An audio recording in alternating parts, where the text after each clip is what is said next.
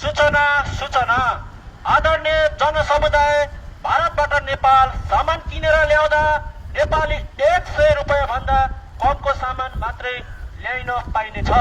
नेपाली 100 रुपैयाँ भन्दा माथिको सामान किनेर ल्याउनु पर्ने हुँदा अनिवार्य रूपमा भन्सार कार्यालय भएको नाकाबाट भन्सार महसुल तिरेर मात्रै ल्याउनु होला।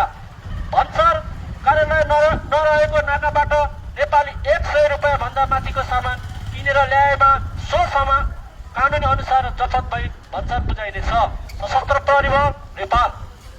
धन्यवाद। संपूर्ण सेवाग्राही, बाजारवासी, नगरवासी एवं संपूर्ण देशवासी में विशेष आग्रह, अपने सब सूचना सुनबे कर लिए कि नेपाल सरकार के सूचना आयल से भर्खरे कि यहाँ के जते भी सामग्री सबसे 100 से बेसी के यहाँ सब सामग्री किनबे भारत जाके अपने सबके भन्सार कटवा पड़ते से अपने सबके सशस्त्र प्रहरी बल बोधे वर्षाइन इंचार्ज लगाए संपूर्ण प्रहरी जवान सब अहाँ सबके सूचना दे रही है। तो हेतु अपने सबके समय में सचेत रही के संपूर्ण सेवाग्राही में विशेष आग्रह। धन्यवाद। जय मधेश, जय नेपाल।